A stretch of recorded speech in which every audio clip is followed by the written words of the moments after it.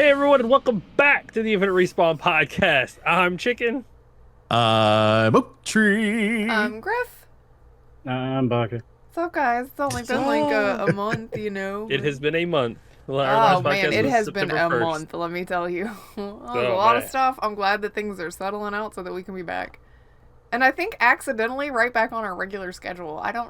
Maybe? Yeah, I'm not sure. I think so. I think so, actually. Let me Yeah, look we're at the back on calendar. our regular schedule, which is going to be weird because in 2 weeks y'all are going to be gone. So Yeah. Well, that's actually perfect because our next podcast will be on the 20th and we're leaving the 23rd. Yeah. So we'll be Oh, that's on fair. right before we That's go fair. out of town. Yep. Yep, right Perfect. before we go out of town. Did it perfectly on accident. Wonderful. right. Welcome back, everybody. We're not any better at it, even though we took a month off. Here we are, babbling, rambling, doing I our mean, thing. We perfected this thing after 11 years. I think we're fine now. Perfected. Oh, Yes. This is my second cup of the coffee for the day, Then so go back to perfected right there. That's Yeah, how yeah. she's perfect. Is she has her second cup Yeah, of coffee. she's super hyped up today. There was this game that was released and I can't remember the name Look, of it. we're It was gonna kind Resident of talk Evil low about key. 20. It was Resident Evil 20, right? Oh yeah, Get yeah, out. yeah. Resident Evil 7. I don't know. It was some old remake of some game that was like super popular back in the day. I think I'm it's pretty saving good. it for the end of the show so that I can talk about it like Marble unabashedly, Madness? and I will not spoil it. I will not spoil things. You haven't played enough to be able to spoil I know, it. really, I haven't. I even walked into a couple of It's things and I was pretty like, "Oh, this spoiled." is from this is from that trailer, and this is from that trailer." You use control. Spoiled. Let me tell you, they're way better. But anyway, we'll talk about that later. Let's talk about the things that we handpicked since we were off for a month. We like picked out some Yeah, news topics that we You know, we didn't should have get to done is we just should have go, what do you all want to talk about when we come back? And just have Yeah, people no do it in the shit. Discord. That's true. That's true. Uh, So if we missed anything that happened, like there was a lot. We were gone for a while. We picked out some things that we wanted to talk about, and other stuff fell by the wayside. That's what happened. So sorry fair if we missed something. Just let us know, and we'll take a look at it. it. Where do you want to start though? Like, because again, there's kind of. I mean, like we're always like, there's no news. Take a month off, and all of a sudden, there's things to talk about. well, I mean, you have a month worth of news. Yeah, definitely. I just we'll start with the Blizzard thing because Jason Schreier, he's one of the people that we always get our news from. He's usually one of the in-depth guys that's so deep into the industry that he's always got first takes on a lot of things. And Dibs. he's got a book coming out. I wish I could remember Is the it name like of a it.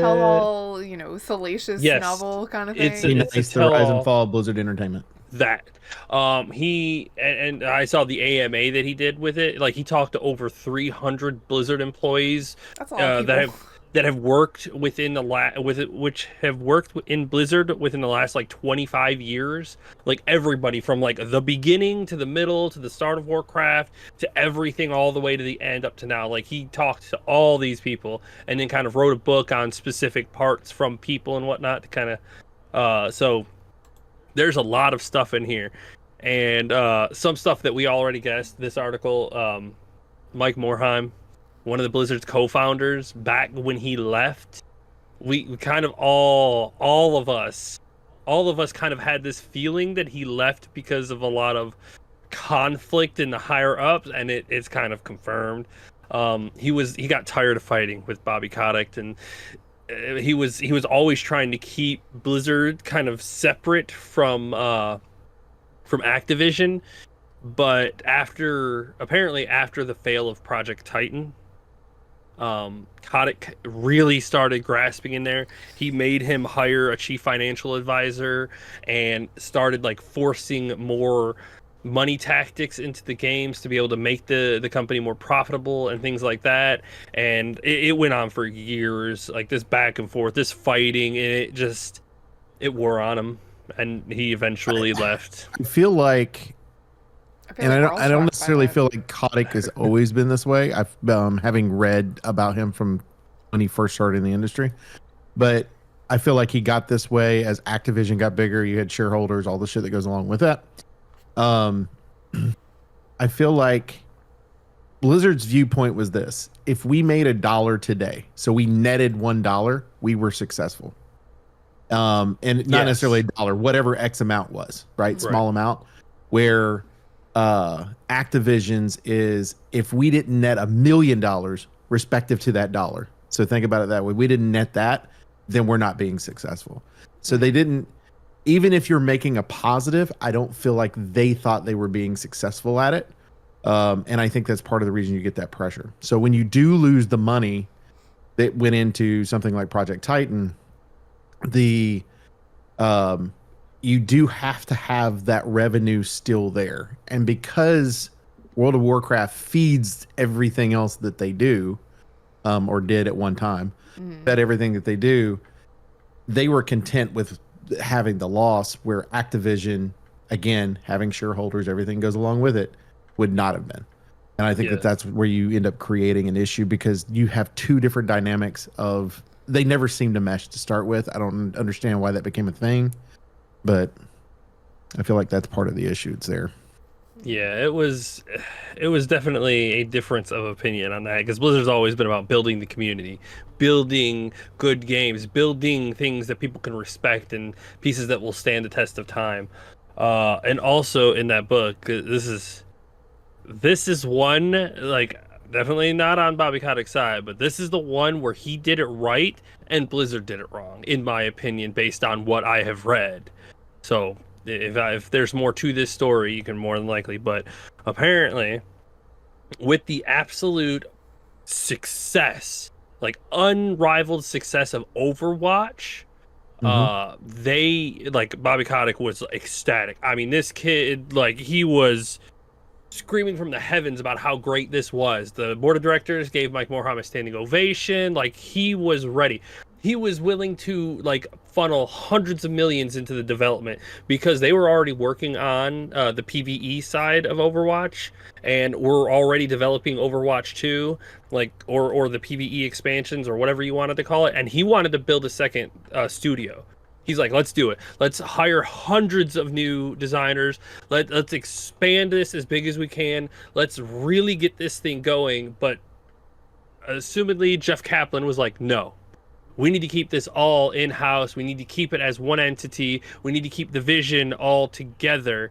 And sadly, that's eventually what killed Overwatch, is because it started creating content droughts. And I think after they announced Overwatch 2, Overwatch just completely died. There was like no new content at all, and it went on for like 2 years where there was nothing for Overwatch. And then Overwatch 2 came out and the hype was already dead, and it just kind of bombed out and, you know, fell apart. Like, if they could have taken that, and Jeff Kaplan could have taken his people to kind of focus on Overwatch, the PvE side of it, of what he wanted to do, while also having the studio to support Overwatch 1 while they were going simultaneously, it could have been better. But because they tried to do too much at the same time, it all fell apart. And here we are, like, from the rise and fall of Overwatch, like one of the greatest games released, to a flubbed release of Overwatch 2. Like, it's kind of tragic. The Overwatch League died.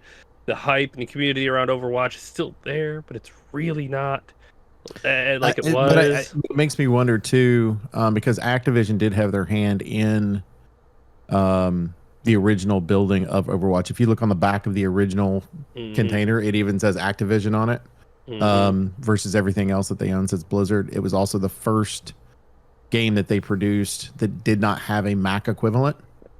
Where they'd always supported all the platforms that were there. It makes me wonder if, like, the loot box situation that they ran into, if that was the Activision side with it, with everything else, the gaming side of it being Blizzard. And I think that's part of what helped kill Overwatch 2, is because with Overwatch, you got so much for free. Like, I mean, they give you an Overwatch, they give you a loot box every time. Well, that's because we paid $60 to start with for the damn game, or whatever it was. Which was, like, to me, I feel like that's kind of fine. Like, you put the loot box, it's just how you unlock gear and whatnot, like all the cosmetics, and, like, that was mostly fine. But I think giving away that much content, which you could charge for just to buy those, is kind of what they were like, we could be making that money extra, instead of just letting people, you know, get it. Take it away from them. Don't let them have that option to earn free stuff like that in such a massive bulk. But I will say the flip side of that is, because a lot of companies, especially the live service stuff, care about engagement and how much you log in and play, I was way more likely to log in and play in Overwatch 1 to try to get level up so that I could get my stupid loot boxes and hope for like coins out of it so that I could buy the thing I wanted. Then once we got Overwatch 2, I was gonna not log in and do like battle pass stuff because it was like a bunch of stuff I didn't care about. But I was gonna play the other one.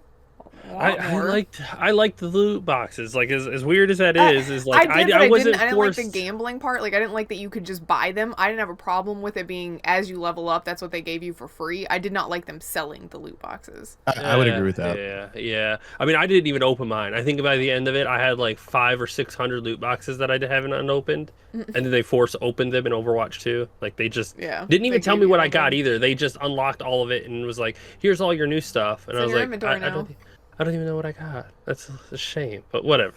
I mean, I am glad that they transferred it from 1 to 2 because it would have been really, really garbage of them to be like, yeah, you can't play 1 anymore, so everything that you had in 1 is gone now. Start over.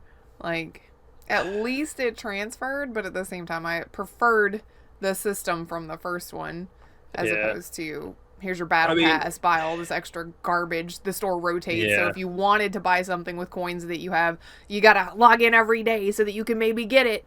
And it's like, I hate that. Even then, the battle pass stuff was kind of shit, and the free stuff was like, oh, it's the same skins, just different colors. If you want the cool shit, you gotta pay us money.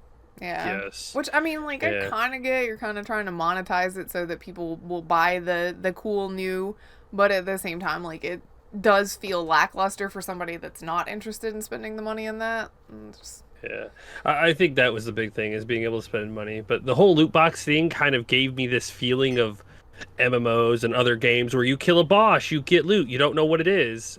It almost felt like that. Every time you leveled up, you got a boss. You killed a boss, so you got a loot box, you get to see what you got. Like, I never felt like it was super important. It was just kind of a nice little reward for playing the game. Like, you didn't have to buy it, you didn't have to level up, or you didn't have to, like, grind out battle passes or things like that. They were just kind of, like, things that you earned auxiliarily. And when the seasons came around, you played a ton.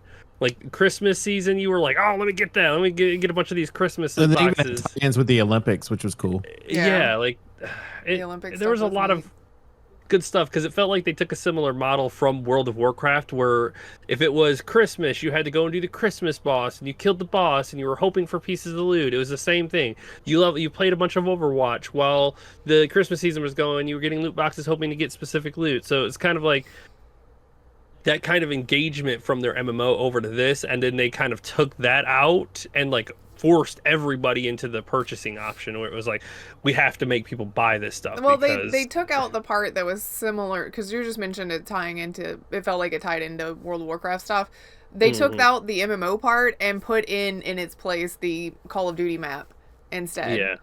So, I mean, I guess they figured it's a shooter and this is what you do in shooters, but I really think that obviously it missed the mark. But I feel like Overwatch 2 was just such a mistake in so many ways.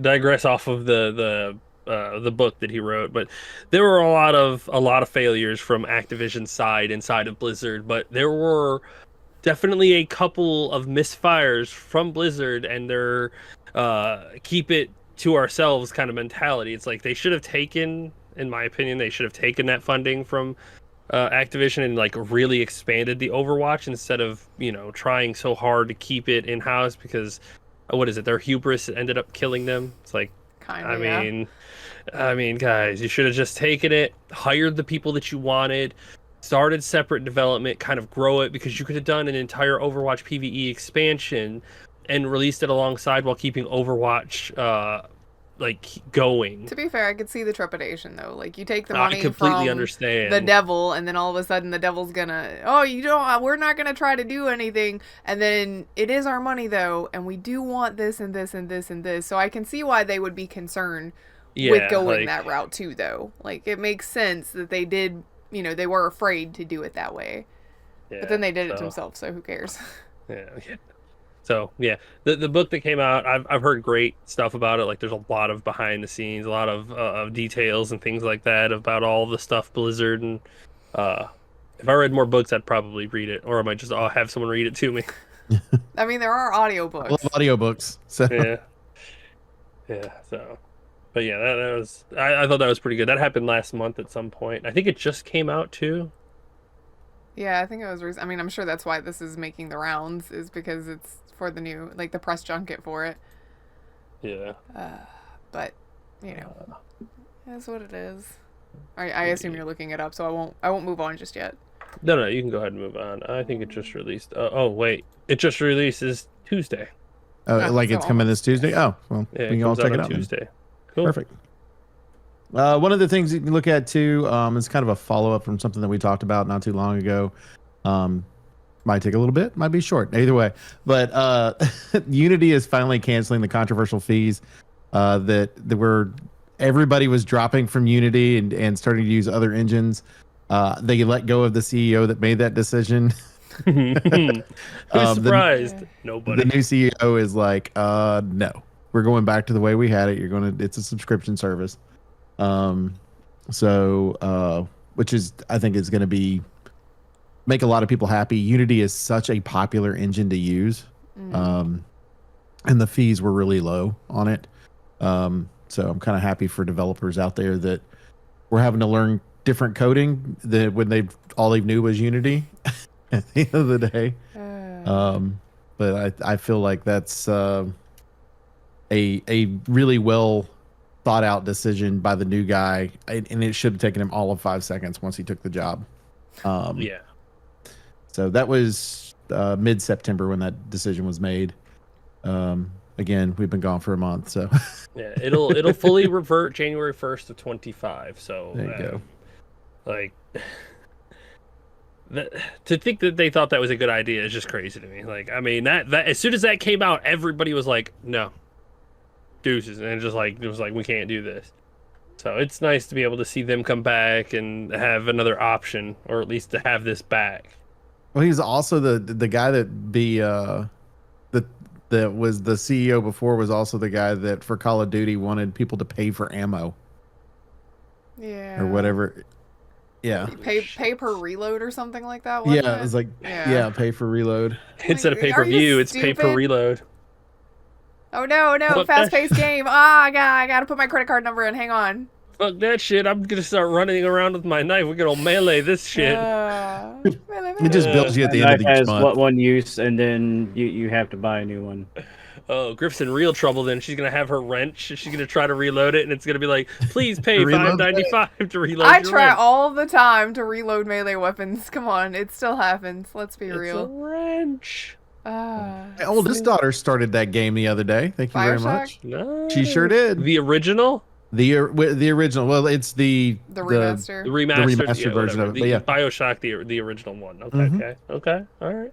That's a good one. She That's goes, I good. really like this wrench, and I said, and I was Get like, used to Miss it. Grif would absolutely love you for that. She loves it too. Pro tip: it does not have a reload button, but you can push the reload button if it makes you feel better. It does.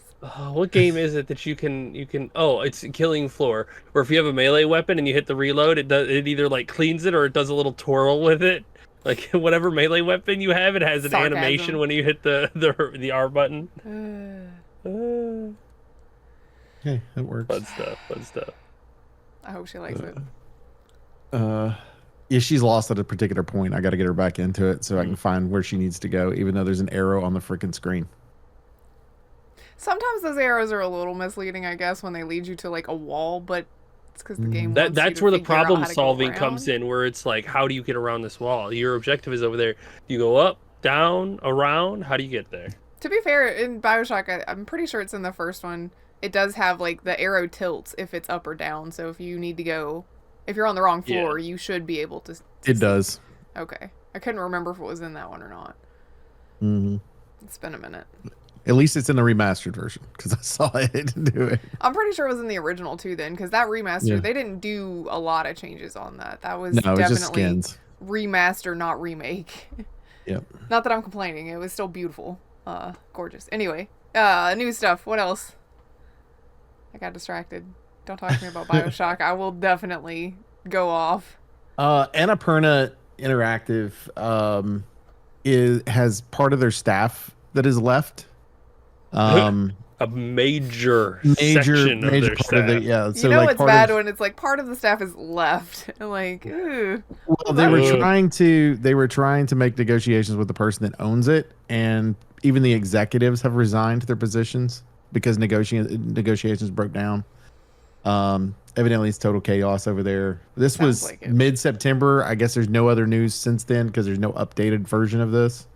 They said they're going to try to refill the staff placements, but I mean, at that point, you're in trouble. When like the higher ups who run the company, like the entire top manager section, decided to go, yeah, deuces, and just like all left. Like it's like, oh, what do you have left? Just a bunch of developers? Well, it's all video. It's they're a publisher more than anything else, but Yeah. you've still got relationships there with the developers. So I'd be interested to see if some of these developers kind of jump ship a little bit, and find somebody else to publish their stuff. But like some of the games you might know are Outer Wilds, What Remains of Edith Finch, the more recent Cocoon, which is pretty good. Cocoon's really good. But yeah, let's get into negotiations. We're going to resign. Okay, well, we'll just replace you then. That is the most American sounding shit. And I don't even know if they're in the US or not, but that's what it sounds like. It does. It's like, oh, you don't want to work for the peanuts that we said we'll give you? Well, that's fine. Somebody else will. Like, oh, God, it sucks that this is the, like, financial era that we're in, but there it is. That's how it works. Yeah. Sucks so much. Are you really good at your job? Have you been here for fucking ever? That guy over there will do it for $25 less, so we'll take him. Oh, well. You too, buddy! Eventually it'll be nothing but, like, AI doing everything. Because it's free. Until the AI starts demanding to get paid. Oh, God. Then the world has changed. Or the person that created the AI itself wants to get paid off of everything that you're making from There it. you go. Might be your idea, but you used our engine to do it. So, I mean, come on. Didn't Unity just learn? Didn't we teach you this lesson, old man? Way to bring it back around on accident. It's so good. Some CEOs have not watched Terminator and stuff, and it shows. Yes, it really does. Oh, God. Well, or they have, and then they don't listen to anything Don't about heed it. the warnings because it's fake, Mhm. you know? Oh, Oh, man.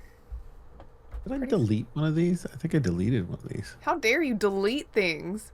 I know. How I dare only, you? I only have. Did you say there's 2 on Concord or 1 on Concord? There was There's two two. on quote too. Okay, so I somehow skipped one. I'll have to go Aw. through the 37 pictures of some game in here first. so I can find it. Palworld. The 47 Pikachus on our news feed. That's right. I mean, it feels that way. Yeah, I deleted it. What the fuck? Okay. Well then, do you need a link? I can get you one. No, I found it. Okay.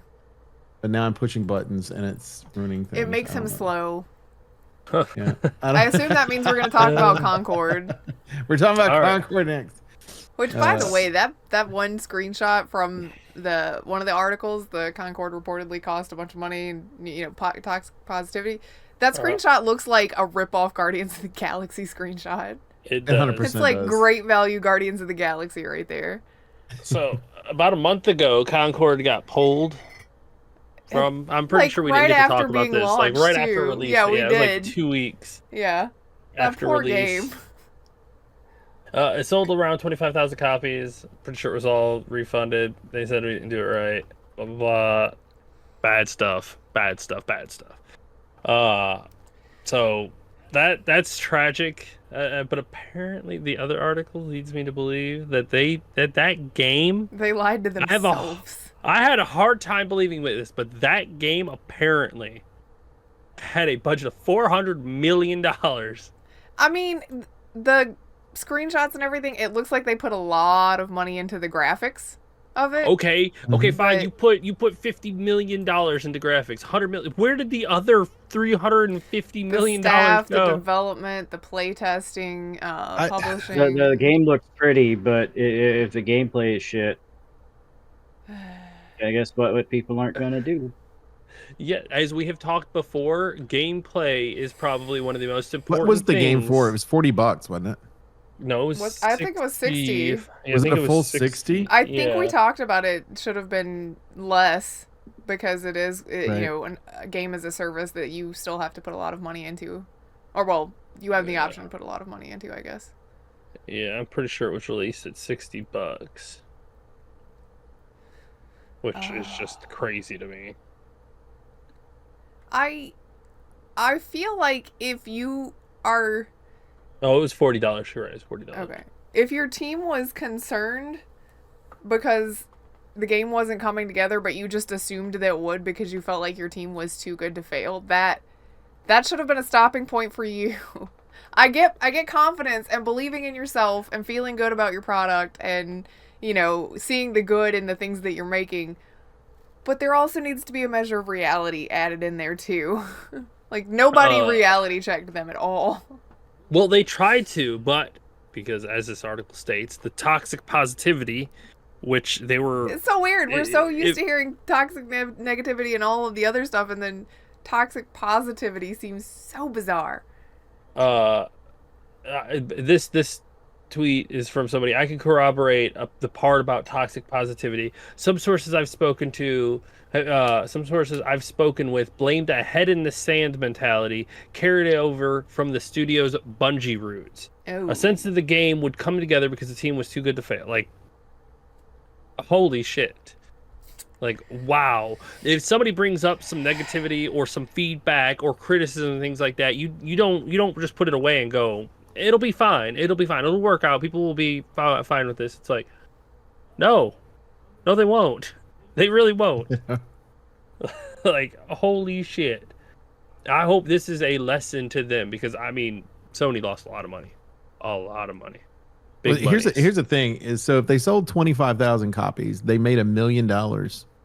It would have taken them 10 million copies to just break even on a 400 million. That's what's blowing my mind right now. You're assuming that they are only making money off of the sold copies. You could sell, a million copies and then hopefully retain some whales to kind of bring in a constant theoretically the money. assumed microtransaction spending. Yeah, like that's where I feel like they were trying to get in there. If you're taking that business risk to start with, it would still be insane. Like you need to sell at least 5 million to where you're making half of your money back and hope for the rest. Yeah. Yes. 1 million's not even going to do that because even you got to have a hell of a fucking well at the end of the day that's willing to drop millions of dollars into your game because that's what it's going to take.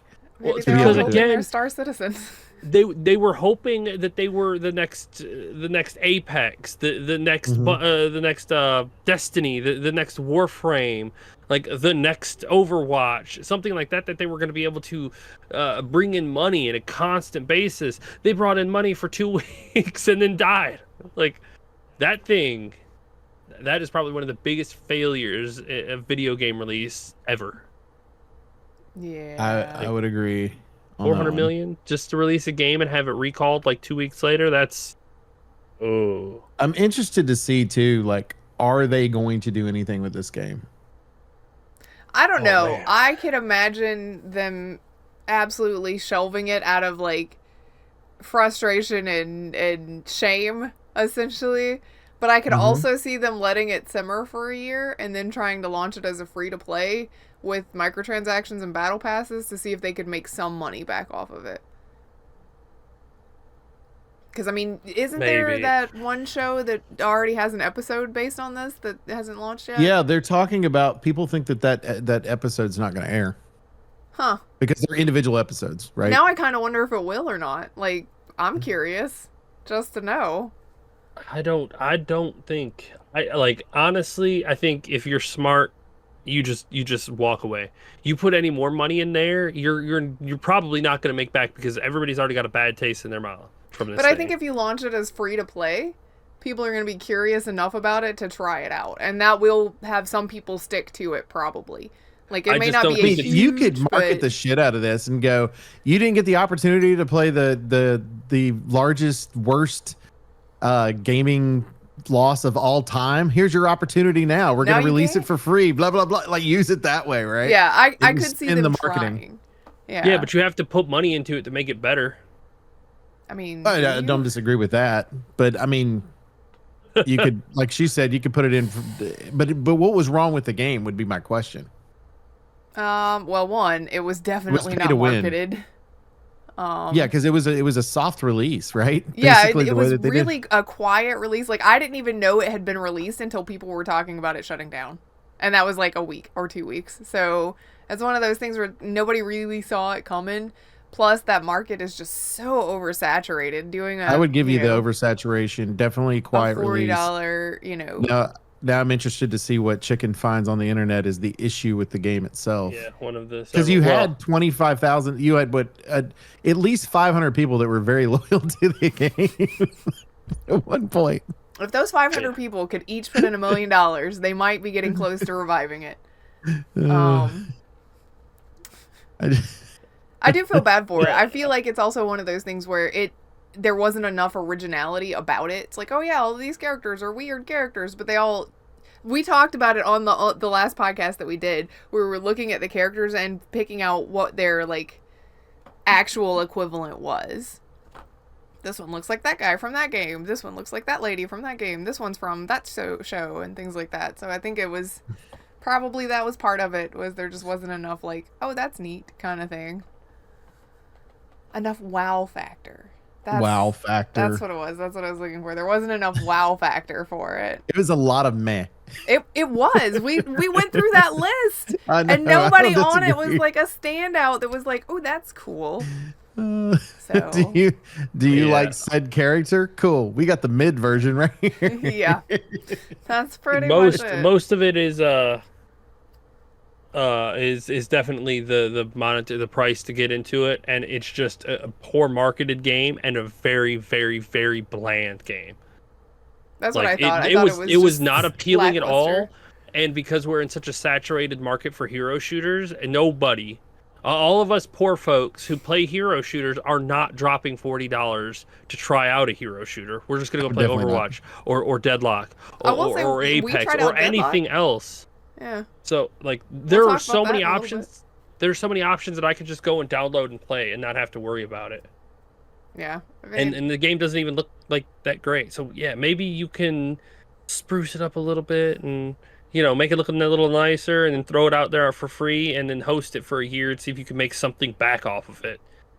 I But think that's one of the I just- problems too. Is with the shooter genre, you do have so many. It is so saturated that if you're putting something out that comes in at a price point, even $40, because that's cheaper than your full price game, it's got to do something, or else it's gonna go too quickly, because it'll feel like it's free to play, but you had to pay for it, and then they ask for all the extra monetization. And the heroes and like the game was just bland. Like there weren't really any heroes to attach to, or people that were like, yeah, I like that one, I want to try that one, or these heroes look cool, I want to try that one. It's just kind of a lot of bland, Great boring value, Guardians stuff. of the Galaxy! Yay! Yeah, like there wasn't really anything that kind of was like, oh, I want to try this out. Like with Valve's Deadlock, it was like, oh, this is an interesting combination of a MOBA and hero shooter. I want to try this out. Oh, it's free, even better.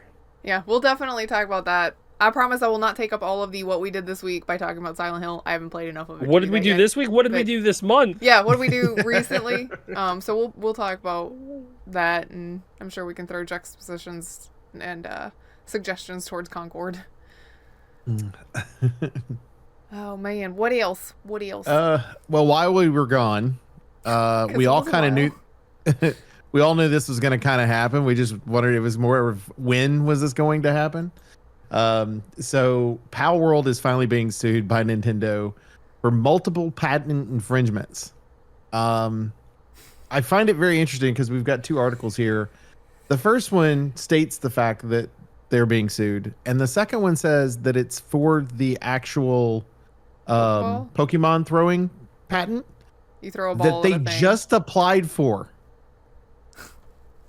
That's why they didn't sue them when it came out. They hadn't actually applied for that patent yet. They applied for the patent. Leave it to Nintendo to do that specifically. Like, they watched it and they were like, this is exactly like ours. Now we know what to patent and then what to sue them for. Like, that's Nintendo. That is Nintendo. I'd be interested to see how Japanese laws work, because with patents in the US, I'm pretty sure if somebody decided not to patent something and it's been around for years, and somebody patents it to be able to do it, you're grandfathered into that system, but nobody can make one afterwards that's in there. So I'd be interested to see how that works.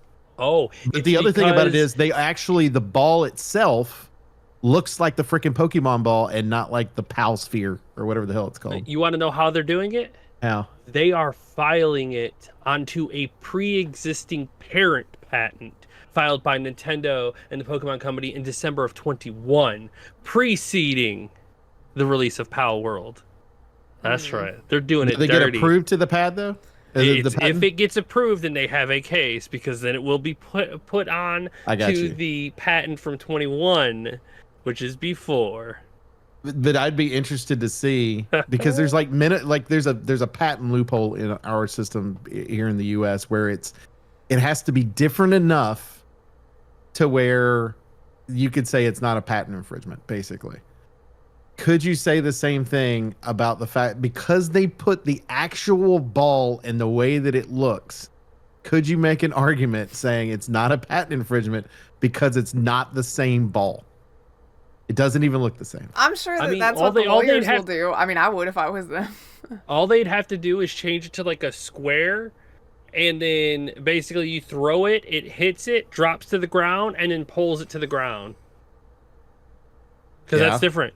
That's different than the Pokeball. You throw the Pokeball, it hits it, pulls it up, and then drops to the ground. If Nintendo wants to get all crazy specific like this, then Palworld can change their design.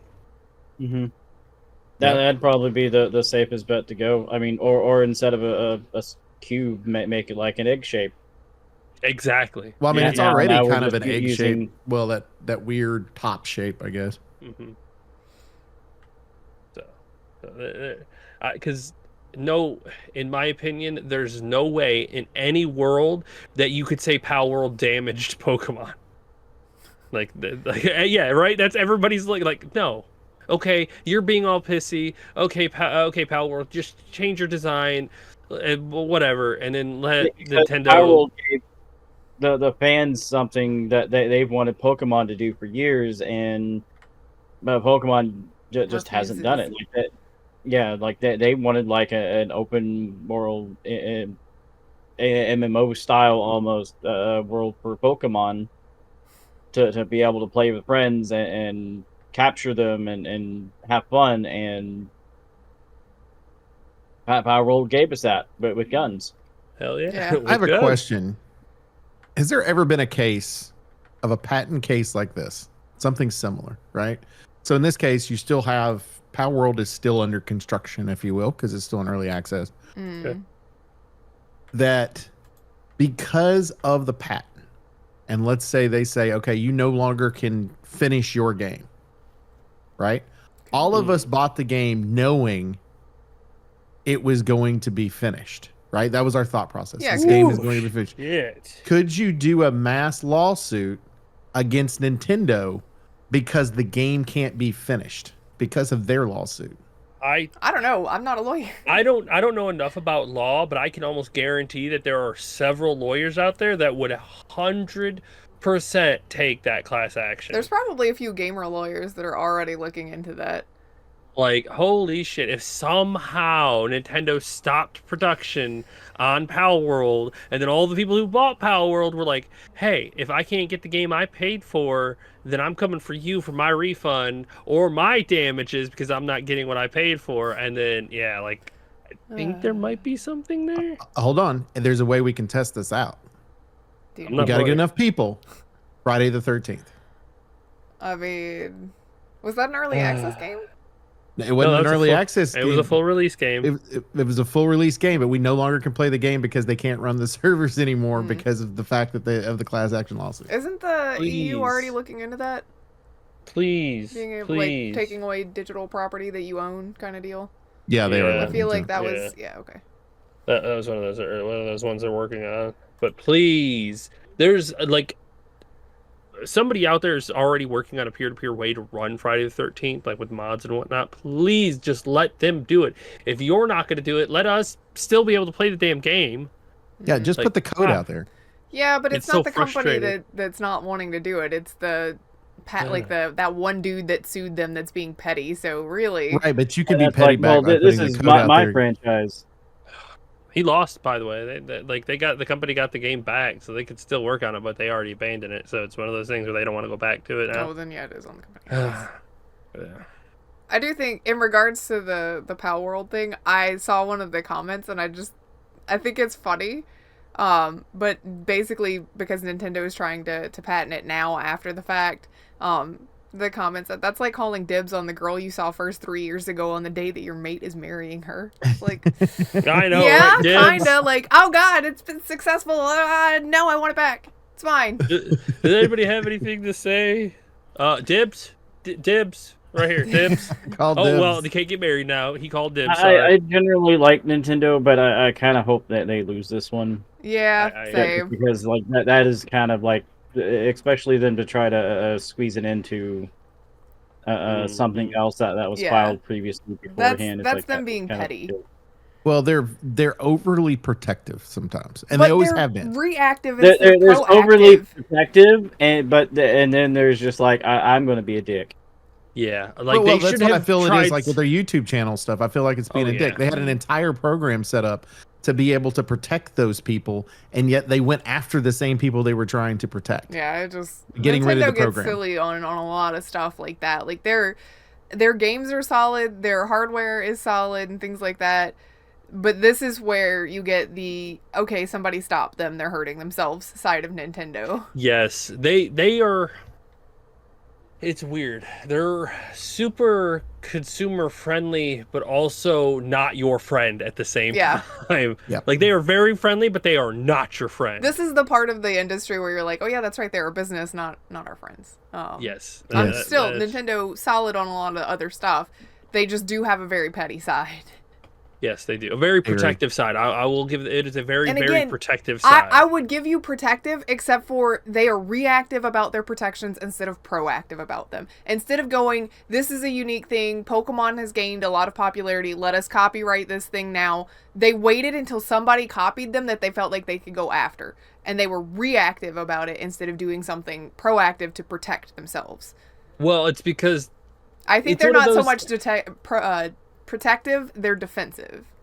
Like they Well, wait until yes, it's a problem because- and then they start throwing up the defenses. again, because legalese is so specific, it's one of those things where it's like, okay, how, like, it definitely looks the same, but because of the way legalese works, you have to specify, and it's one of those things where it wasn't very specifically specified, so they saw it, they're like, okay, we have to go through the right channels to get this patented right, and we got to find out our case. It's weird. It's like, you see what the enemy did, now you're making a plan how to attack them specifically, and that's what makes Nintendo so goddamn dangerous, is that they will take their time, they will bide it, they've already got the weapons loaded, they're fixing it up just right, and then they strike. When everything is lined up just right, that's when they're gonna hit.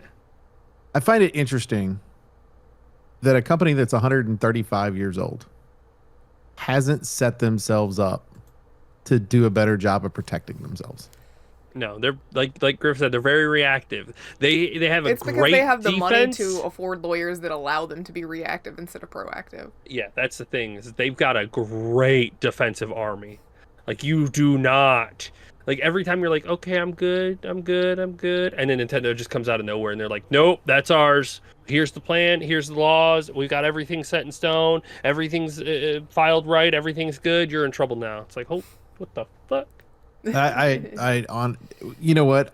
This is what I see coming out of this.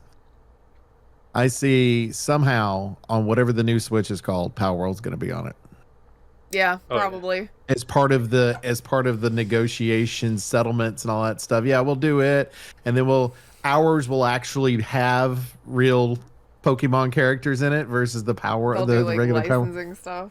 Yeah. And you That know- would be so much money for Nintendo. You can't even understand. Like, holy shit. But Sony owns Palworld now, so Yeah. Oh, do they? yeah. Yeah, they partnered up or Yeah, they something? partnered Yeah. with it. They brought him over. Yeah, but Sony and Nintendo pay well. Play If well it's just together. a partner, They do play well together. yeah. If it's just in Xbox, Microsoft has been working well with Nintendo, so it's one of those things where they can turn around and go, "Hey, here you go." And Nintendo already does that with so many games. Like they'll bring games over and do specific Nintendo crossovers that they don't allow in other places. So having Palworld on the Switch and then allowing those crossovers would do nothing but bring even more people to Palworld, more people, and it would show Nintendo can play nice with other companies. You know what's weird? When Chicken first told me about this lawsuit thing that was happening, I was like, damn, they got away with it for like, what, a year, 2 years? How long's that game been out? And he's like, January? I don't know why it feels like this year has been 2 years, but it really has. Yep, it came out in January. Everybody knew it though. Everybody could feel it in their bones that Nintendo was just Well- kind of like, you get this little chill down your back when Nintendo's just like, Let's be fair. You're They watching. didn't really step out too far. I mean, it's a Pokeball or a Pal Sphere. They really didn't try that hard to differentiate it, but well, legally is it different enough? seeing as how Palworld was so fresh and whatnot, I don't think they had the god tier lawyers that they would have needed to kind of do this right. But now they've got Sony money, so now they've got a better defense, which is probably why they hooked up with Sony, where they could feel Nintendo on the horizon. Was like, we need help. We need Big Brother Sony to help us out here. And Sony and Nintendo are Japanese companies, so they're kind of like, okay, we got a little bit of a defense here. They ran underneath Big Brother Sony's legs. I was like, help. Oh, man. It looks like they partnered with them. They put it on the PS5, but it looks like they partnered with them to do an anime. Oh, Did they do an anime? is it Yeah, out? nice. Can I watch it? It's not out Right. yet. No. Damn. But they That would partnered be- with them to do Wait, it. does that mean that has to get put on hold till the new? It does not lawsuit say in gets this taken because care? it was before the lawsuit. This information was announced in July. Mm. Okay, so it's only a lawsuit in Japan too, and the reach of Japanese patent laws ends at Japanese borders. So they So can't we they can still can't play it? sue. Yeah, they're not gonna be able to like shut it down, and it's a fight. I don't think Nintendo's gonna like go so hard as to shut them down. I think they just want to protect their stuff more than shut down somebody else. I also feel like some of these in the are past, show it was shut force. everybody down. Yeah.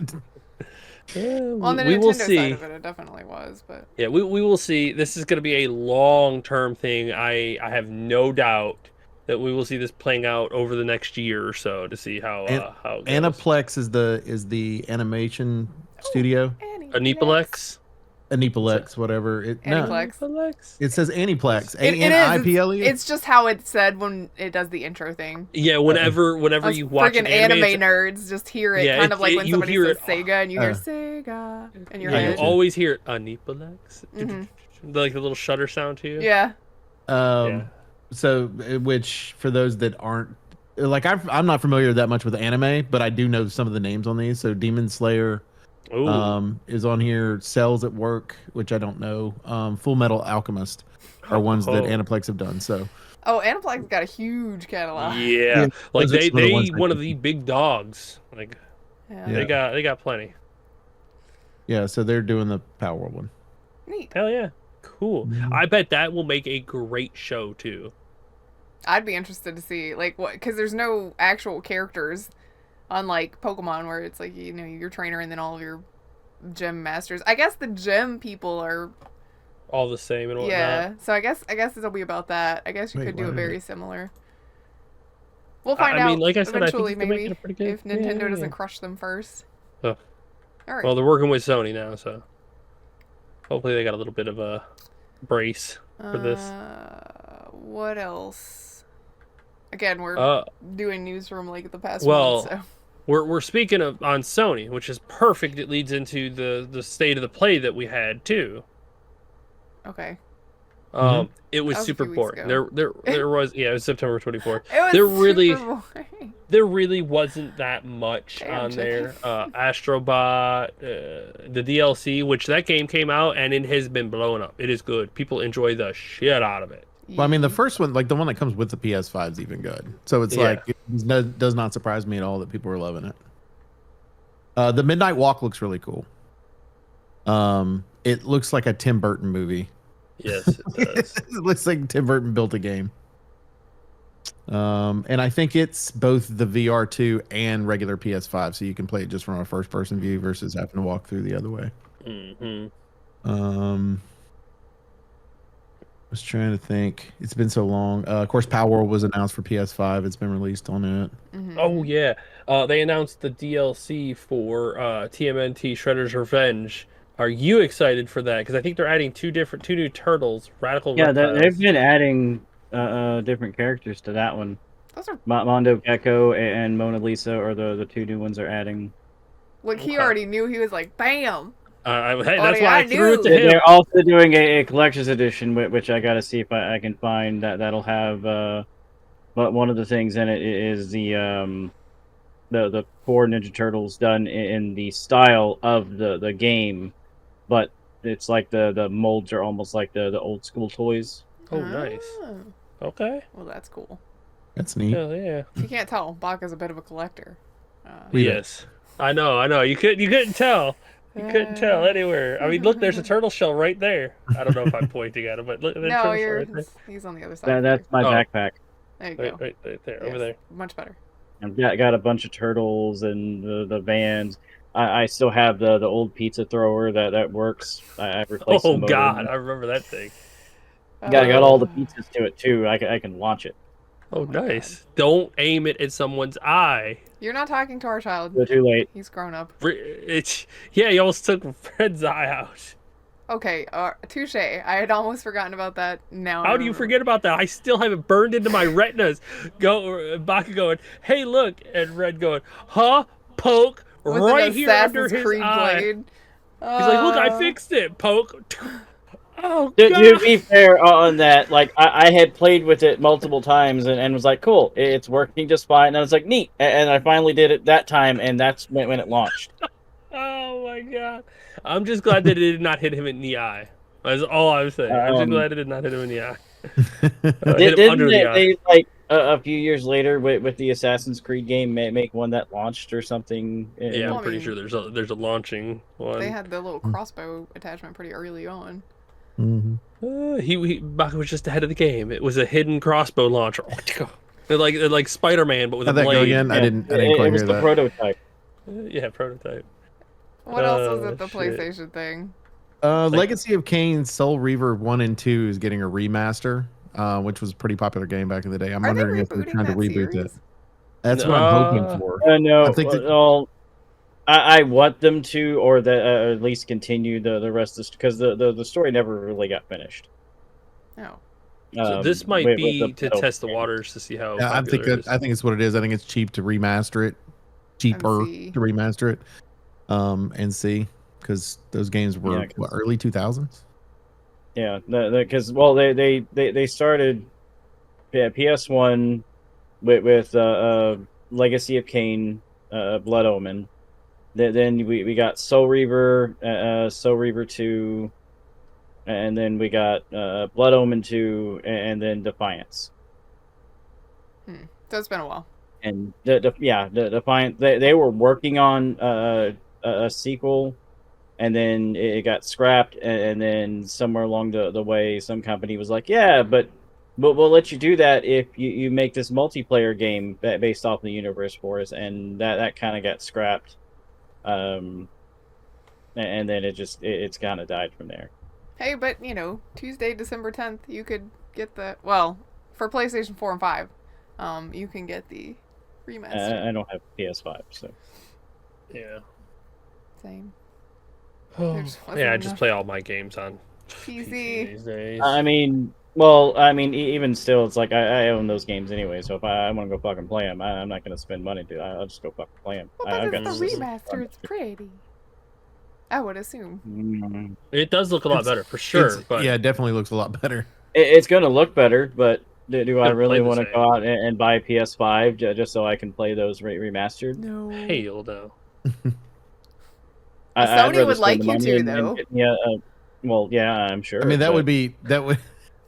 I'm Here's sure this, they would. Here's this $30-$40 remaster. Could you Let me please buy buy a whole Please console buy a for five- it? Let me buy a 100 $780 fucking console. We need you to buy a just play a PS5 Pro, please. God. yeah, no, I'm not gonna do that. I'm trying to save for a Sony 3D is so printer. disappointed with I you. want to. I want to be able to print miniatures and paint them. Hell yeah.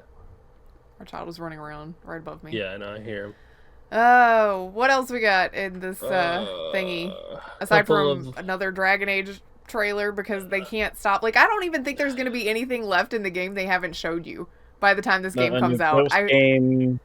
I swear, like, every week there's 2 or 3 new reveals of gameplay and deep dives and lore dives, and here's another video, and it's like, what is actually going to be a surprise in the game at this point?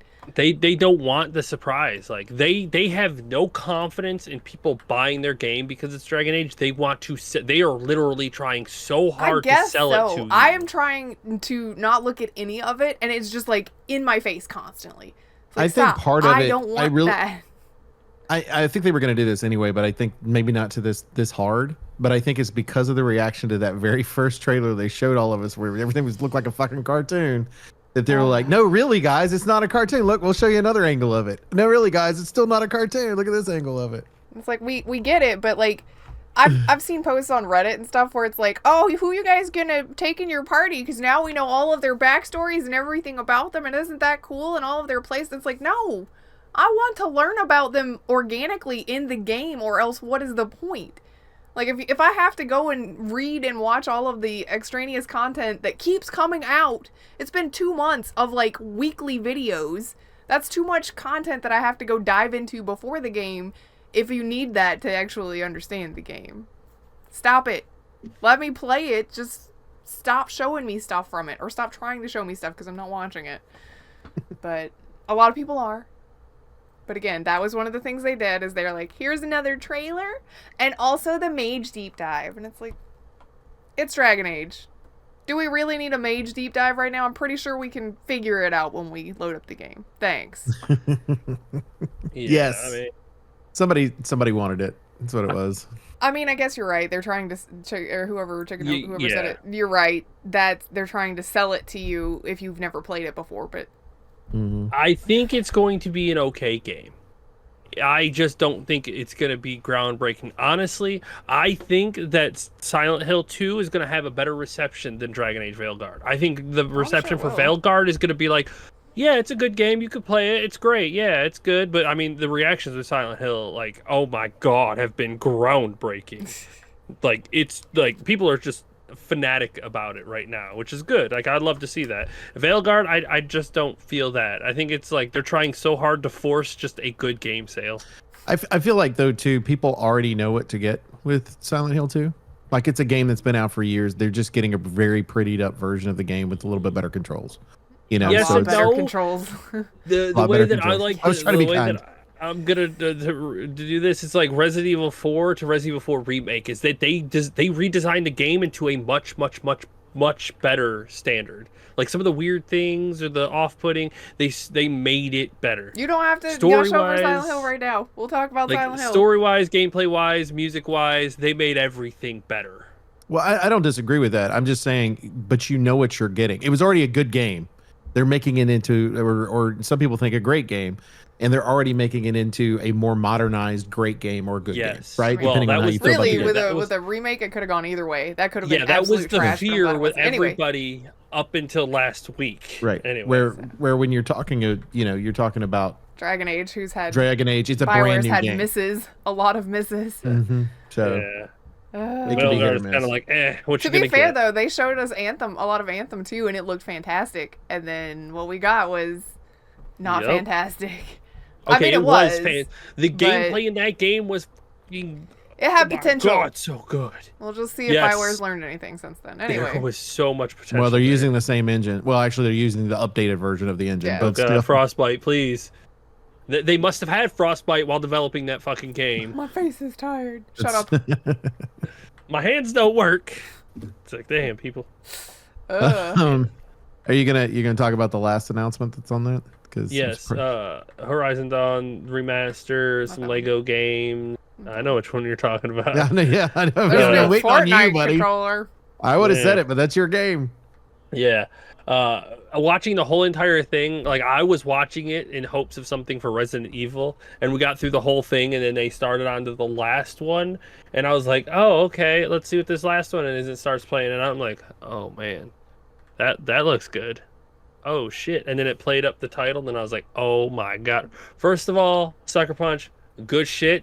They are turning Ghost of Tsushima into an anthology series, and the second installment is going to be Ghost of Yotai, which takes place in 1601 in the Japanese period, which Ghost of Tsushima is like, I think 1400s, so they're jumping 200 years in the future. Okay, I was gonna ask you that because the trailer says 1603. I'm assuming it starts in 1601 and then yeah. So they're jumping 200 years, and it's a whole different place, a whole different time period where the Europeans were starting to come into Japan before they closed borders and things like that. Like, we're gonna see a whole different style of story coming out of it, which I am stoked for. Our main character is a female too, a female samurai, which is going to be a nice change of pace.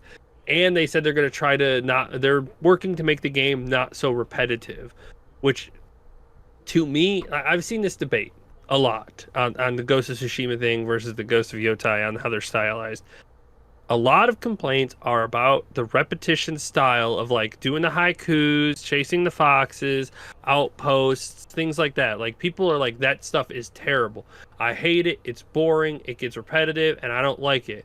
Then you have people who are like, I'm fine with it. I liked chasing the foxes. It was fun. It kind of made me run around the world and kind of do different things, and it did not feel repetitive to me. Was any of that necessary?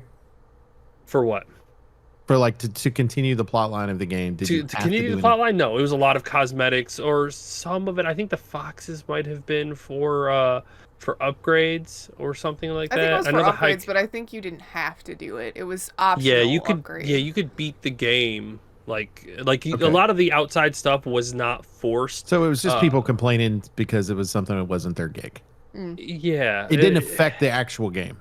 Yeah, it was a lot of, like, they call it the bloat of it, which, like, I could see where you want to call that bloat, but when I look at Assassin's Creed Origins or something like that, that is bloat. Like, when you click Legends on the map and it just almost covers the entire map with points of interest or side quests or everything, that to me is bloat. This one has Origins isn't bloat. Valhalla is bloat. There you go. I think that was what I was thinking about.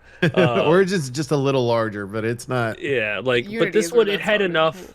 Like, each one of them felt good. I liked chasing the fox. I liked following the fox. I liked finding the haikus or the towers or the shrines or things like that. It, like, let me get into the world and explore all the parts of it, like, for my stuff. I like that part, but a lot of people are like, if you don't understand why that's bloat, then you're just dumb. They started getting mean about it, and it's like, okay, people, we just have different opinions on things like that, and maybe you don't like side stuff like that, but some of us do. There's an entire group of games called action adventure that don't have all the fucking bloat. You're playing an RPG. Yeah, like, I get that. When you got an large open world, you're gonna have some repetitive style things that you're gonna, you're gonna fill have the world that's with. Optional content. Some people hate looking at the map and seeing optional content, and I don't have a problem with it if it's not like Assassin's Creed Unity, where you open up and you're like, I can't see anything for all of the tiny icons everywhere. So because I haven't played Ghost yet, so my question is it like maps nowadays? I'll use Cyberpunk for an example, to where I can pull up the map, you can turn off, and over on the side of the screen, I can click the shit I want to see. That's a great quality of life that every game that has open world needs to have. If I have that option, then it shouldn't matter, right? Like, I should just be able to go, I don't want to see the foxes, boom, and then that's done. That's solved. That problem solved. But I also think, because this is an anthology series that they're trying to do, I feel like they need to have different gameplay for this game. It needs to have some similarities, but it needs to feel like a different game in other respects because you're dealing with a different person and a different story. So it does give you that option to be able to change the game. I like that from games. I don't want, it's like Assassin's Creed. The formula is always the fucking same. You start the game, and I'm sorry for anybody that's never played Assassin's Creed. Somebody's going to die at the beginning of the fucking game, and that's why your person has a storyline. Every time. And it's usually a parent or a sibling. Yeah. Like, go ahead and get ready for that. You know, That's like just it's kind of the same fucking plot line for all of it. So it's like, you know, but it should feel different, not just in a different world. They feel the same in different areas. Where I would prefer the next Ghost game feel different than the first Ghost game because you want that variety of play, and then that's where your competition comes in between the games. When somebody goes, I really love this second Ghost game, and somebody else, no, the first one, and this is why, and the second one's like, no, this is why, versus they're the exact same fucking game, the plot lines are just different. Yeah. That's I think is going to be the major thing, is how much can you design the sequel to be close enough to the original but far enough to be a sequel. Like, you gotta get that balance to where, like, in my opinion, Ghost of Tsushima, outstanding game for an open world RPG. Outstanding. And there are very high expectations for Ghost of Yotai. They've already got the engine. They've already got the architecture styles and whatnot. I mean, they've got to upgrade it to a few hundred years forward. But a lot of Japanese architecture has been similar throughout the centuries there. It has definitely grown, but they have a specific style. But it's definitely a day one buy for me. Like, I'm going to watch it very closely, and as we get closer, I will probably snatch it up. I still haven't bought Ghost of Tsushima on PC and played it again, so that is definitely on my list too. I feel like with the Ghost games too, it needs to be to where, like with these two, they're both samurais, right? Am I remembering that correctly? Like, yes. Like, yeah, ish. Right? Yes, yeah. We'll go with ish. It's a major part of the story. So if you do a third game, I think you change the style. Like these combats are the same, but you figure out a different way to do the third style. Just because you want that, however you're telling those stories. That's okay. To not do a full spoiler, but I think that's part of the Ghost's style, is that you do have the samurai style, but you also have the ninja style that, based on your play, you can change the dynamics to whichever one you want to suit. It's almost like the Assassin's Creed game where they've got the two characters. It's you who can play either style, but the story is a major centerpiece based on your style. Like, it doesn't change, but how you fight, it has a major effect going forward, because you're a samurai. You do not fight dishonorably, but you do, and that becomes a major contention point in the story. I got you. So you have all of those shadowy styles that you can use, and I did. Or you can be straight up a samurai, which I did. Like, that, they're both very fun, but feel so different. So I think that's kind of what they're going to do in this one too, is you have the ability to go straight into the target, like however you want to do it, run headlong into it, or you could sneak around the back and take it quietly if you prefer that style. Fair enough. So, like, that's why Ghost was so good, is they gave you these two completely opposing styles of gameplay, but you can use them freely however you want. And then they put it into the story too, to kind of build the story from that. So basically what they do is, as you improve your character, you lean one more way than another. Yeah, like, unless you benefit the other, like, build skill set. Yeah, you can. You putting your points in, you can kind of do different styles, or you could do full collection everything and max out everything. Just what I did. Right. Or you could just play through the game and focus on one style and play that way. So, but yes, the game's great, fantastic RPG, great story, all around fantastic game. High hopes for Ghost of Yotai. So. Okay, that was it for the day. Everybody have a good day. We're not going to talk about no Silent Hill game. Okay, bye. I'm going to go play it. I'll see you guys later. Okay, have a nice day. Bye. So yeah, Silent Hill Don't you had threaten its me with a good time. Silent Hill just released early last night, 11 o'clock. It's a pretty good game. Pretty good. It's got Is it? overwhelmingly positive on Steam, which is what I stayed up late to do too. I was like, all right, I need to stay up and watch these Steam reviews explode into positivity. Because last week you could feel it on the wind. You could feel it. It's like The fall. hype behind it. I was like, oh man, I could feel this. The way people are talking, the words coming out from everybody who's got an early access copy. Do you and who's understand the talking about words that it. are coming out of my mouth? I was like, oh, you can feel it. And I told Grif, I was like, you can go ahead and start getting hyped. I think this is it. I think this is it. And then I think it was Thursday or Friday when the embargo lifted and the reviews actually started coming out and it was dropping 8s and 9s everywhere. I've seen everywhere. 9s and 10s. Yeah, like 10s, like holy shit. I was like, it's it. It did it. Bloober team did it. They did it. They made it. I'm so happy they got it. And it is highly reviewed, and I've been watching a little bit of it here and there. Kind of staying away because I want to play it too. I'm definitely sold into it. He's gonna 100% play it sold into like because we do the family share on the thing. He's gonna play it off my copy essentially, which means that I get the early access to it because I hate that there was an option for early access, but at the same time I needed it because tomorrow is Monday and that's my off day, and I have plans next Monday. And the following Monday, I think we might have some plans. So I don't have a whole lot of time to play it, but I went ahead and I was like, whatever. Chicken's like, you can play it today if you want. And I was like, can I? I pushed the install button and I was like, will it let me play? He's like, yeah, it launched last night. You can play it now. I played it before the show. You guys are lucky I'm here for the show. If we had not already been off for a month, I'd have been like, nah, I'm not coming. But I got to play for like an hour and a half maybe at the most, so I'm not very far in. It's gorgeous. I haven't taken screenshots. I was like, I meant to record it because I was gonna see if I wanted to make a video with it afterwards. Forgot because I was too excited. Sorry. You'll have to wait for second playthrough on that kind of stuff. But oh my god, I am in love, like fully in love already. So I'm not gonna spoil it for you. She's not far enough in to spoil it. It is incredible. You played the original versus the remake. How does it feel? Oh my god, the controls are so much better.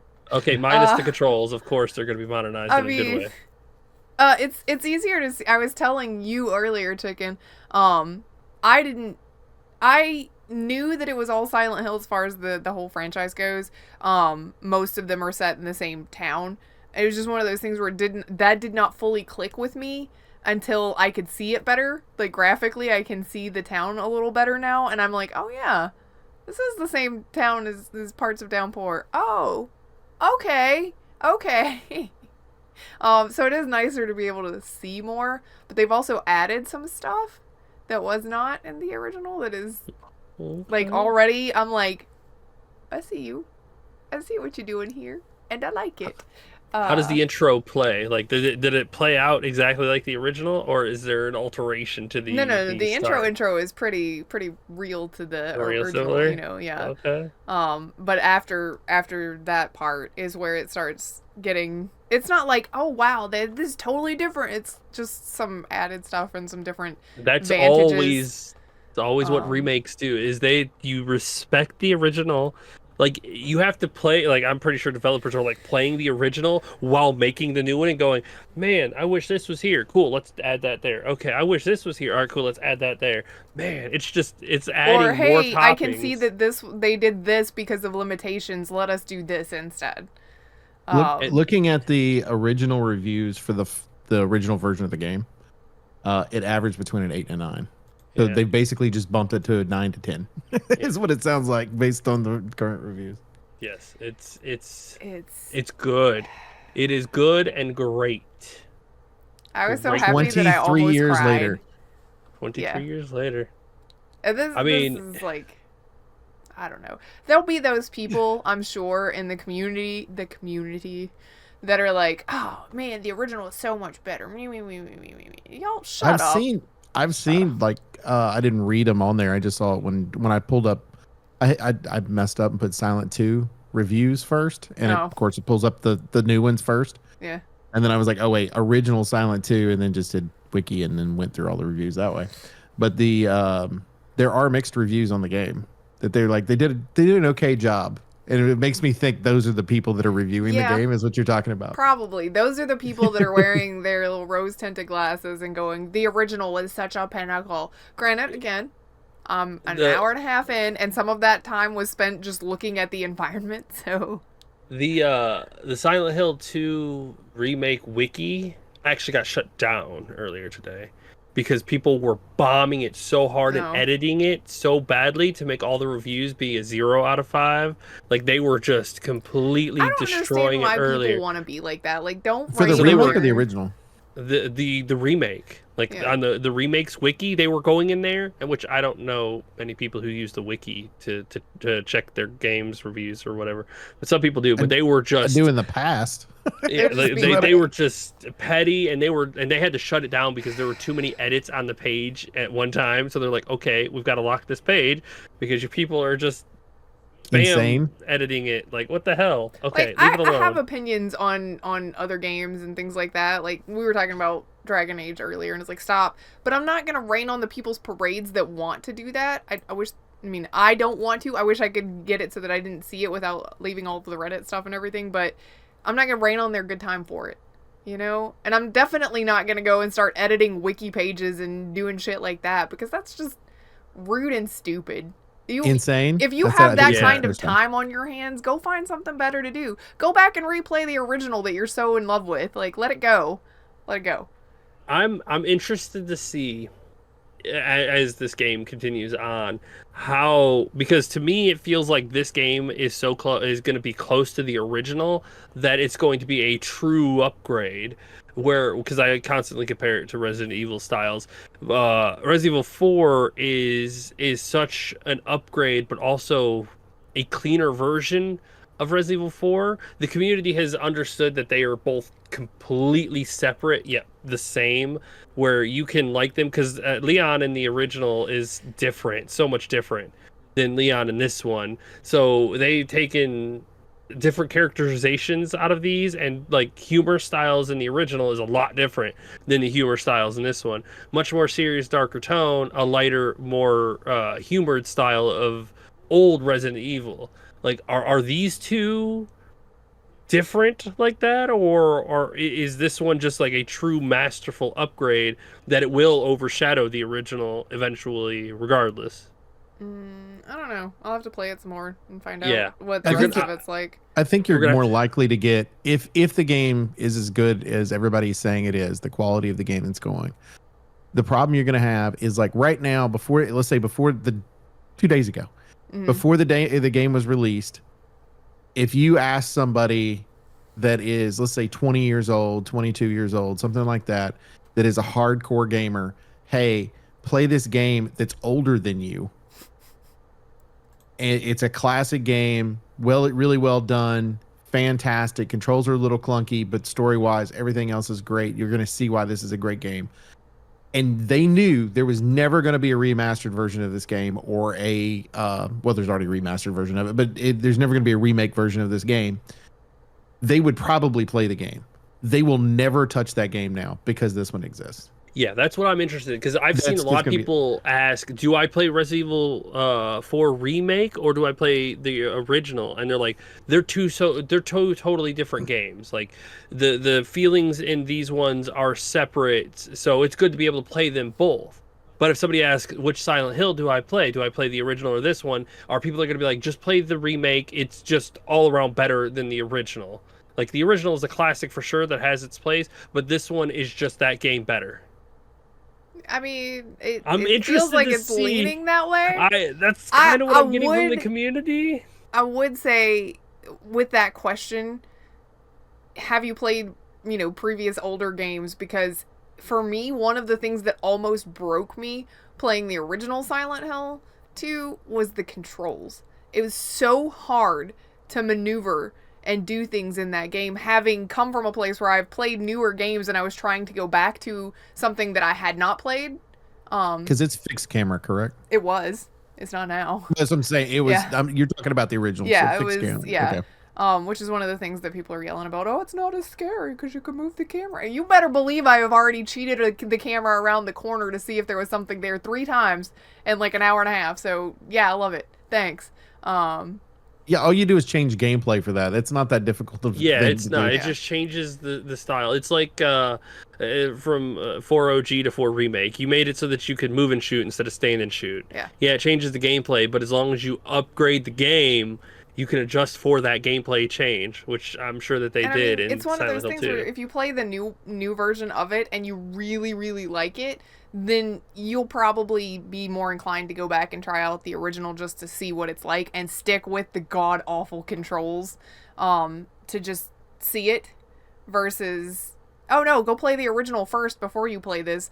No, they're never gonna play Silent Hill the remake because the first one's so stupid. I think those people ridiculous. are more likely to just Google and go onto YouTube Probably. and watch somebody else play Like it. with Grif over here, I doubt she'll ever play the original Silent Hill 2 again. After this one, like there's no reason for you to go back and play tanky controls. They're just rough for the game. Yeah, If this it'd one be one of tells you those the things same where- great story and better controls, like all around better game, it's one of those things where this community is making me lean to where it's like this is a true replacement for a true remaster, I should say, a true remake of the original, where it kept everything that was good about the original and just made it all better modernized. Like, I just hope they don't pull the EA and my remake didn't sell enough because we put this astronomical amount up there. This So you're not getting expectation another that you were one. never gonna be able to do. Yeah. Like you had Dead Space was like game of the year for most people. Like you had all this stuff, but they're like, nope, no sequel because well, it didn't sell up to our expectations. I don't know. I am so down right now. Like I've made plans, well, theoretical plans to play with our friends group tonight, but if anything happens and like 1 or 2 people are like, "No, I'm going to be out." I'm be like, "All right, bye." what did I say yesterday, Griff? When this game released, where did I tell you it was going to land on Twitch? At the top. I said it was going to be in the top 10 of most streamed games on Twitch when it released. It's number 5 right now. I knew if that game started to take off and people really started rallying behind it, that it was going to go boom. Well, it's also I don't And think for that's a- much of a surprise in October. yeah, it's the big exactly. game. Kickoff spooky month. Like five Uber got it, makes or- sense, but if they release this in July, you're looking at bottom top 10, like top 10, Yeah. top 11. Yeah, that's kind of. But I don't know who chose it, but they were right. They were smart. And I told them early October release, polish it until October, and then just put it out there at the beginning and let it control the entire month. And then October 31st is Dragon Age, which makes a lot of sense to be on Halloween. Said no one ever. Because except it's for the the guy clown. that decided to make that Dressed decision. like a clown. There you go. All right. Yep. Totally. Clown All right. Fiesta. Anyway. Anyway. Oh. I'm so good though. Like I'm happy right now. Hell I yeah. can't wait. I'm dropping the kid off at school in the morning, picking up breakfast because I'm not gonna worry about anything else for the rest of the day, and coming back here and I'm gonna play it all day until I have to go pick him Hell up. yeah. I can't play tomorrow. I can't. Yeah. So I gotta wait until 11 p.m. tomorrow night to install it and start Sorry. playing it because you can't family share until after a game's released. Mm-hmm. So, Interesting. Yeah, it has to be fully released before, or you can family share it. So technically, it's not released yet. So, which is fine. I'm definitely gonna play it. I'm gonna put it on hard mode. I'm gonna play through it because I'm gonna get a different. We're gonna get to talk about the puzzle differences too. Yeah, so. he's gonna play it on the harder difficulty. I'm like, nah, I'm not. He's like, you get a head start. I was like, that doesn't mean anything. He gets a head I start spent and like easier 15 puzzles. minutes looking at a field of corn earlier today. And my God, it was great. It was great. But yeah, I'm stoked. This is right up my alley right here, and they did it so well. So you got a good story to look forward to. Anyway, we also Awesome. tried out Deadlock. It was that's one that I'm not sure if it's gonna do like super numbers either. I know we were talking earlier about Concord and the free to play ideology and things like that, and that one's a third person shooter MOBA. hero shooter MOBA. Yeah, hero shooter MOBA. It's weird. It's like we haven't played a ton of it. And I don't know if it's a game that I would want to play like all the time, but it's interesting enough that I'm like, yeah, I kind of want to go play it again though. I mean, I don't have time right now because Silent Hill, but it was interesting enough that it kind of caught my attention, and the characters are recognizable but still unique and new. Like, if that makes That's good. sense. Does that make sense? Yeah, because there are a lot of archetypes in hero shooters And MOBAs. that share, yeah, the in MOBAs that share across the board. Like, you've always got a grapple hero, a hero that can shoot out and grab somebody and pull them back. You've always got some form of that. It's a simple archetype, and they've got that in there. So the archetypes are familiar enough, yet designed differently to where you're like, oh, this is neat. I understand how this character works because you're familiar with some form of that. So, and it's a Valve game. No, most of Valve's games work. They rarely have big L's. Does anybody remember their last big L? That Valve had? Yeah, let's see if anybody can remember their last big L. No, I don't know. I don't know what hasn't done well for them. Pocket, do you remember? Oh, no, wait. Wasn't Heroes of the Storm. That wasn't them, was No, it? that was Blizzard. Blizzard. No, that was Blizzard. See, this is my point, is that when they fail, everybody forgets about it. What was it? Oh, you're giving Baka time to think. I see the hamster running. It's working. My brain's too tired. That was fine. Their last big failure was Artifact. Their Heroes of the Storm, or their Hearthstone style game, the card game that they made. Oh, okay. I actually don't. Well, that's also not my cup of tea. That might be why I didn't really. They pushed it all over I don't Steam. remember You it. saw it all the time, but it died and then it just basically got put in a dumpster and tossed out and was gone. Valve does Gone. not waste time cutting losses. Oh, hell no! They know when it's going to succeed and when it's not. Well, So they were like, nope, that's gone. So toss it. Toss it, get rid of it. $7 on Steam. Or no, never mind. It's free. It's Artifact Foundry and Artifact Classic, both free games. Yep. Nothing left to it. So Yeah, I think I looked at the game at one point and was like, okay. Yep. I feel like it's with deck builders. It's kind of, you have to be into them. yeah, it's a kind of niche market. They failed on that one. It did not pull in the audience that they were trying to. So they were like, all right, well, this thing sucks. Here's like one or two people that work on it. It's free. Go ahead and do whatever the fuck you're gonna do with this thing now. So they moved on. This is trash. Straight trash. I mean, at least it's still there, and they didn't pull it down and be like, "Nah, it's gone forever." If you like it, you can still have access to it. Yeah, it's mixed reviews. It's got 25,000 reviews on it too at Mix, so it's got a community. But Valve is like 5,000. That's how many people actually just bought the games. Sorry, if that comes across. I clicked a window and it was auto playing a video. Nobody heard it but me, but it did scare me. She's watching Silent Hill videos. She's like, it actually was a Silent Hill. It was the Silent Hill store page. I didn't realize that the Steam thing was gonna autoplay. I thought I had that turned off. Apparently, I don't. Anybody else want to talk about the things that they've played over the course of a month? I've been playing Trade Carter, the little Trade Carter game simulator where EGC. where you actually own the store for trading cards. It's not addictive at all to be able to just hit a button and open up a bunch of fucking cards at one time. Yeah, welcome to the world of trading cards. Yeah, so it's kind of fun. I've been playing with it a little bit. A lot of times when you watch people stream it, they'll end up putting the because there's essentially two stores. You got the main store that you start with that you can expand out, and then you've got this little bitty store that's next to it, and everybody uses it for storage. So once I opened it up, I decided to move all of my store into there and make the big store where everybody plays cards, because that's where you make a lot of money, is people just going in and playing in your tournaments. So I've been playing with it, but it's like any simulator game. You start playing it for a little while, then you're like, all right, it's just like every other simulator game, but it's still fun. I enjoy it. And then we've been playing, of course, Valheim. And with Valheim, we've gotten to the Ashlands. We've gotten everything to be able to beat the final boss if we want to. If we want to. If we want to, because I'll be honest, we're running mods right now to get us through the Ashlands because they are so difficult. They suck so bad. So old man can't run with us because he's not running the mods. Why not? And they, he's anti-mod. I don't even want to get into that discussion, Okay. but Oh damn!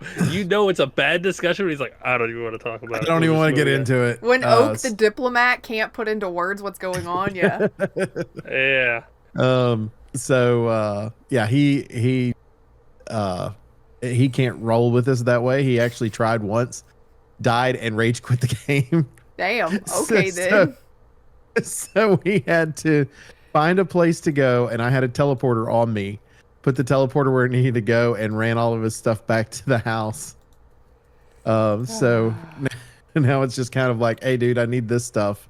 Will you go get it? So he's been kind of running errands, but our goal tonight is to get all of us up to level to be able to because right now we don't even have our one of our benches completely maxed out because we got to get a particular Like gem. stone or something, yeah. Yeah, Reagent. and you have to There beat you go. you have to beat these four fortresses for it, and they're not the easiest things in the world. So Just put on your no death mod and get in there. yeah, well, it's not a no death mod. It's Well, I mean, just but that I'm when sure I that eat exists. food, I get 10,000 health and 6,000 stamina.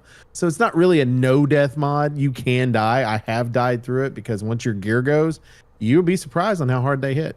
There's actually one of the bad guys. It was a 2-star, just was one of the regular bad guys, but he was a 2-star. He hit me for 350. Had it been me normally, I would have died instantly. And I'm like, I don't know what they want us to do in this game at this point if that guy's hitting me at 350. I have no idea. wild. So, but the boat, it's ridiculous too, though, because they've added a new boat when they added Ashlands. And you have to build this boat to be able to get to the Ashlands. The boat is 4 times, well, maybe 3 times larger than the largest boat we currently had. Okay. So trying to steer that sucker Not the is easiest. no, and trying to be able to see anything, like you have to zoom completely out, hope that you can see where you're going, and then when you get to whoever brilliantly designed the Ashlands decided that once you get to the Ashlands, we're going to have these pillars of rocks that come up out of the water, and in the way, good luck getting around them with your big giant ass boat. And if you get in the water, it kills you. Of course it does. Because why Because it's not? basically it's boiling water. So it's like, all right, well, good luck. It went from like, you remember the jump that you had, like you go from the Black Forest, you're like, this isn't too bad, and then you get to the swamp for the first time, You get You're And like- it's like, absolutely oh, this is a beaten. problem. this is a major problem. Oh wait, what's this little area out here that looks like, oh, these are the plains. Skeeto dead, right? Yeah. Okay, everybody knows that feeling. This is like amplified times 20. It is ridiculous on how hard it is, but I'll run my mods and have a nice day, basically. I mean, we did that with a couple of, like Conan, I think we ended up, I don't know, I think a lot of those mods were quality of life stuff, but yeah, like there's a point in survival games where you're like, all right, I just want to see what's at the end. We did I've end up been here doing a couple forever. quality of life ones that I like. Like one allows you to be able to pull from all of the chests in an area when you're trying to build stuff instead of having to go grab it, bring it. Because like with Valheim, you don't have a whole lot of inventory room. No, Yeah. you don't. And so, and on top of that, you can't carry a whole lot of weight, and there's no way to up how much weight you have other than the belt. So this allowed you to be able to leave this stuff in the containers and just walk over to a bench and be like, oh, I can build all this stuff.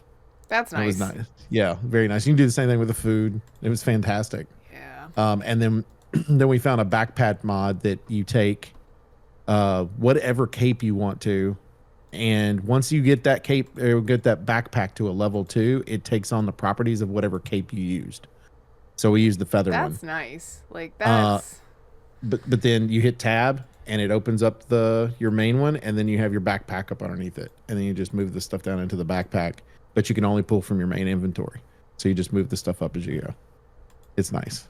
that is nice. But it also doesn't count against your weight if it's in your backpack. Valheim, I feel like, is one of those games where it gives you so little backpack space and weight, capacity, because like the metals are very heavy, and I get it. Like it's supposed to be like an added realism to it and everything, but I feel like late game that really punishes you pretty hard. Well, and they added a new teleporter that is like 3 times the size of one of the regular teleporters, by the way. It's massive. Why is it so big? Well, I don't know if you can take animals through it or not, but it is designed to where that is the teleporter you can use. Because, you know, in base game, if you haven't changed your settings in your server, you can't go through a teleporter holding metal, right? Yeah, Right. Non-teleportable. Okay. That one will allow you to be able to do it in base game. But you have to get to the Ashlands to be able to even build it. Okay. So it's like you've already gone through, like I can understand it if like in the swamp that became available to you at that point, or even the plains. But you're I pretty do much not in understand. game when you get to it. Yeah, like it makes hardly. So it makes the sense. farming easier. But I mean, to put it to the defense for that, like part of the exploration and the logistics is supposed to be, I say supposed to be, part of the fun of it. Like I remember one of the funnest and most interesting parts of the game that we did was when we had to build that boat. We traveled 2 islands over to the major swamp area, had like 13 tombs in it. We went through and gathered up all the iron out of all of those tombs, put it on top, got the carts, like 2 carts per group of 2, loaded all of those carts with all of the metal, brought all the carts of metal over to the thing, loaded up the boat, and had to sail back to our main base with all of that iron. Like that kind of logistics is kind of fun for it because it forces you to kind of get out there. But man, does that get tedious. And like imagine if our ship broke. Like imagine we get attacked by some random shit and we lose all of that. Like, but I feel like by the time that you're getting to like the plains, you've done enough of the exploration part of the game that you've kind of got that experience, and it's time for it to start, you know, giving a little. But it doesn't. Rewarding you for doing the exploration. Yeah. Like there should definitely be rewards to make it easier. There should be a resource or some ability, like I don't know, make it so that you can use the little coal things to charge your teleporters. It takes like 50 coal things to charge your teleporter so that you can take metal through it, and then it drains a resource. Like it gives you some way to be able to farm to make it easier if you want to do that. Like a complete restriction, I get it, but you got to give the player something or some way to make it easier for themselves, because that's fun once. Well, but we used all that metal pretty quickly. What's crazy to me was their solution to that was allowing whoever was in control of the server to be able to change that setting. Yeah, like just turn it off. Yeah, just turn it. You can just go in and turn that off. That's cool. Instead of having a mechanic in the game that allows for that to happen. Like I like that idea. Having the cores and the like going to get your the little red cores. You know, you'd see we farm those fire geysers all the time. That makes sense. Yeah, charge your teleporter. You know, you go to the other side. You got a teleporter to go home. Throw some cores into it. It charges it up, turns it red, and then you can take metal through it, and it uses it. And there you go. There you go. It still allows a gameplay mechanic to make it easier. Like, I mean, there are options, or you could just turn it off. I guess, whatever. We're all like survival game like veterans at this point. We're like, here's what you should be doing: quality of life. You can add quality of life stuff into the mechanics of the game. Any survival game developers that are out there and need our opinion on anything, just let us know. Right here, we the last 6 or 7 years we've been playing them pretty regularly. We've gone through a lot. Wee bit. Anything else? I don't want to bore everybody with our cool game stuff. What are you talking about? The games we normally play? Super. We played a few new games though. A new game, Oddballers. We played that one together. That out, yeah. That was fun. Baka didn't get to, and when we did try to let him play it with us, after a couple other people had gone to bed, he was lagging too much to actually play it. So at some point when there's 6 of us, we will have to play that again so that he can experience it. But yes, it was a lot of fun. Yeah, it's fun. If you got a group of you, definitely I'm pretty recommend. bad at it, but I won one pretty much on accident. So the mowing one's the one that kills me. I cannot control that damn mower to save my life. I mean, I think Literally, that's part of Simon. the idea. Yeah, I mean, literally. I think that's part of the idea with that one, though, is that it makes it so that it's not easy for you to just grab it and mow everybody down. I guess. Yeah, it's definitely wild. It's like, how does this work? My head is trying to figure out which way I need to turn. I'm like, I don't know. My brain's hurting. It's not working with my eyes. I don't understand. Why does do this? I just do this. Oh, that was fun though. It Yep. was fun. What else we got? I don't know. I'm looking at Steam with the games that I've played I recently. will The last tell month, you I have this- not played much. I know I got to I do went through Mafia, the definitive edition. Oh, did you? Did you like it? Mhm. It was on Game Pass, so I went through it on one of the days that everyone was like, we're just going to have a chill night. I was like, eh. You played the whole game? then? racing, yeah, it's not that long. Damn. The racing part is a bitch, but Hmm.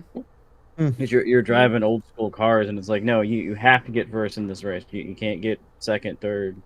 Have to get first, and I've it's had really something like hard to that. steer. So I just started doing what I do in Forza, and just running all the sons of bitches off the road.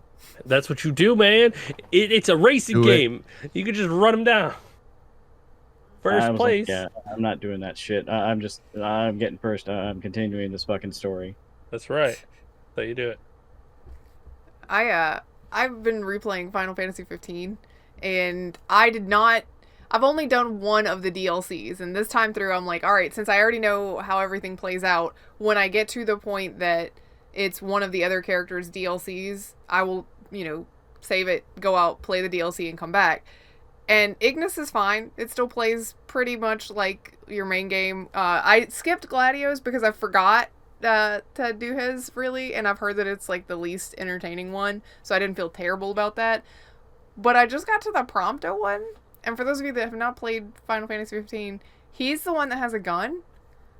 They really don't know. Like, Final Fantasy is largely a melee game, and for you to have to swap to a whole episode where you're using guns is like, because if you pull the right trigger on a controller, you expect that shoots your gun. No, it pulls up your potions menu. It's right bumper. And I'm like, I am dying here. I cannot handle That's this. awful. It is. It really, especially Like, since... it's literally called a trigger. Well, in the main game, you push Y to get to your potions. But Y does something else for Prompto. And I'm like, why did you map the trigger to the potion control? This doesn't make any sense. It is absolutely hindering me playing this to try to remember to start, like, tapping right bumper for him to shoot things. Like, I can't, y'all. I know that you want this to be a melee game where everything is X, but you're driving me nuts. I don't know what's happening here. So, I don't know when I'm going to get back to that now that I have Silent Hill, but I will eventually finish Prompto's episode and find out what's going on with that. So, also, don't play any of the auxiliary episodes if you don't want to be all up in your feels. Final Fantasy is definitely like, especially 15, they trick you. They're like, oh, fun road trip with these dudes. It's like the bros on the road. And then you get into the meat of the game, especially the episodes where they're really giving you character exposition.